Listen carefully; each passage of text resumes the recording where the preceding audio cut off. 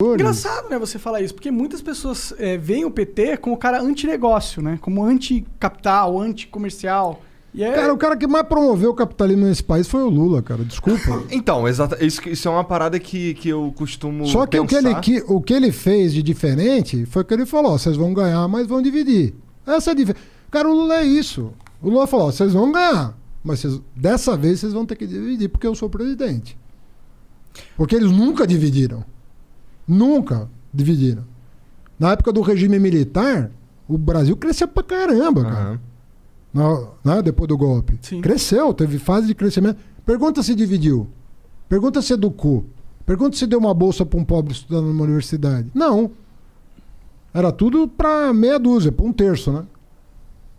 A diferença do Lula não é que ele combateu o capitalismo. A diferença do Lula é que ele tentou civilizar o mínimo do capitalismo e falou, vocês vão ganhar, mas a minha gente aqui também vai. E não é só Bolsa Família, é universidade, é bolsa de estudo, é escola técnica, é cisterna, é transposição do São Francisco, é luz para todos, é crédito subsidiado. Onde foi que o PT se perdeu, cara? Cara, eu acho ali foi uma conjunção de fatores, né? Eu acho que o Brasil se perdeu. Eu responderia a pergunta assim, onde é que o Brasil se perdeu? O que aconteceu? Teve alguns erros de política econômica durante o primeiro mandato da Dilma? Teve.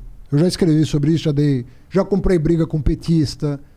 Ah, sério? Rola umas brigas assim? Eu falei, pô, você tem que... isso não é uma crítica destrutiva, é o seguinte, tais decisões foram erradas.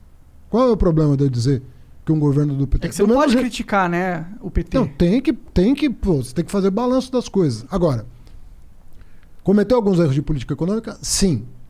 Sim. Mas depois que ela foi reeleita e que ela foi tentar corrigir, começou uma sabotagem do Eduardo Cunha com o Aécio Neves. Começou uma sabotagem. Ao invés de tomar as medidas para corrigir, tomaram medidas para agravar.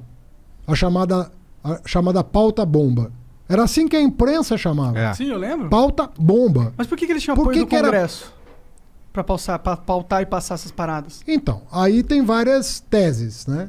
A que me parece a mais razoável é o seguinte: se deixassem ela corrigir os erros que ela cometeu, que não eram uma enormidade, sabe? Na minha opinião. Tá ok.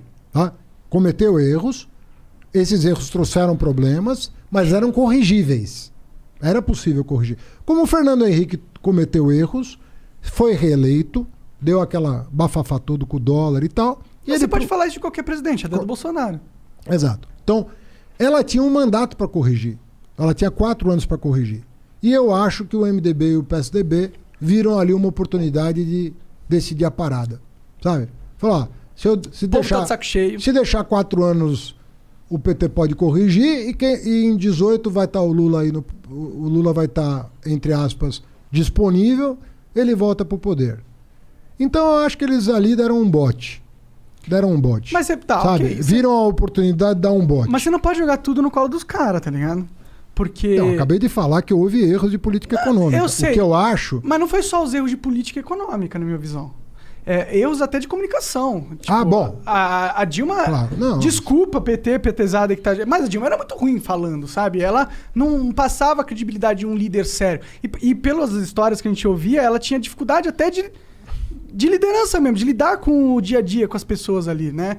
E outra, tem uma parada que o PT, que você não pode negar isso, eu pode se quiser, na verdade, mas eu acho que pra mim é inegável que tem um problema do PT que vai além da Dilma como presidente e dos erros econômicos cometidos durante a presidência. Vai de um erro de estrutura de poder, de estrutura de partido, do que o partido representa. Qual que é? Você falou que tem um projeto, que tem que ter um projeto. E eu acho que foi exatamente ali que o PT se perdeu, na minha visão.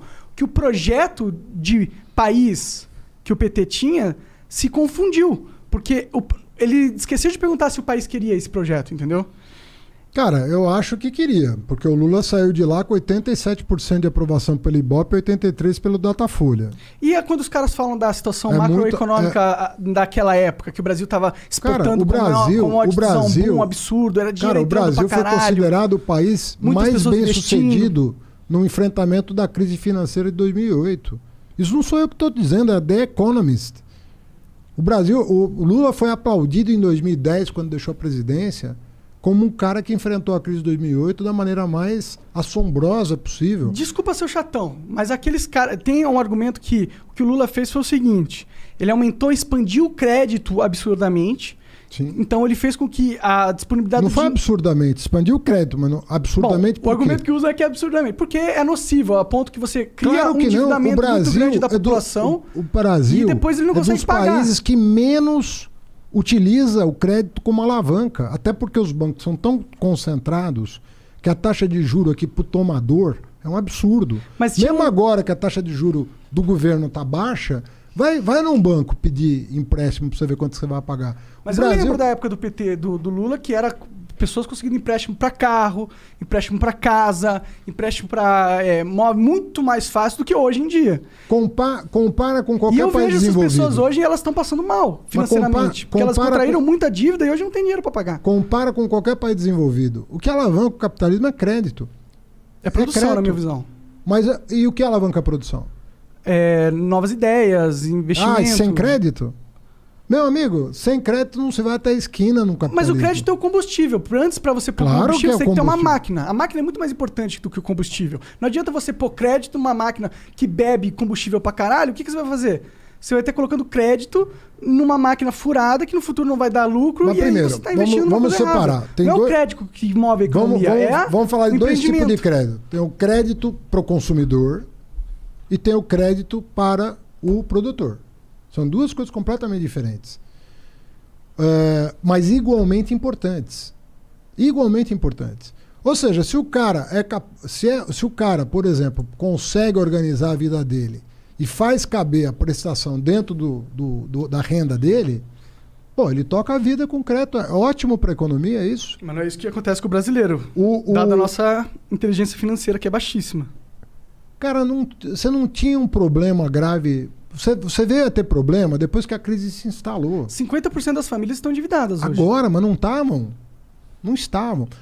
Eu não estou negando coisas que você está falando, até porque a gente não precisa concordar em tudo. Claro. Né? E a gente também dá pesos específicos diferentes para os problemas que a gente reconhece. Mesmo quando você fala, não, tinha um problema de comunicação, mas qual é o peso disso na tragédia que aconteceu? O que eu acho, e isso não sou eu que estou dizendo, até o presidente do PSDB veio a público em 2018 reconhecer. Nós erramos, o PSDB falando, nós erramos. Pra mim é uma merda também, mas tudo bem.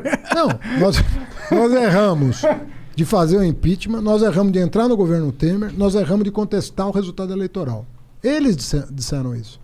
Ou seja, cara, a pior coisa para a democracia é que você fala, a democracia tem 1 milhão de problemas. Tem, mas de novo, vai fazer o quê? Vai fazer uma ditadura? Não. Então não tá em pauta isso, certo? Por mais que o Bolsonaro queira dar golpe, caramba, eu não acho que o brasileiro vai aceitar as provocações dele.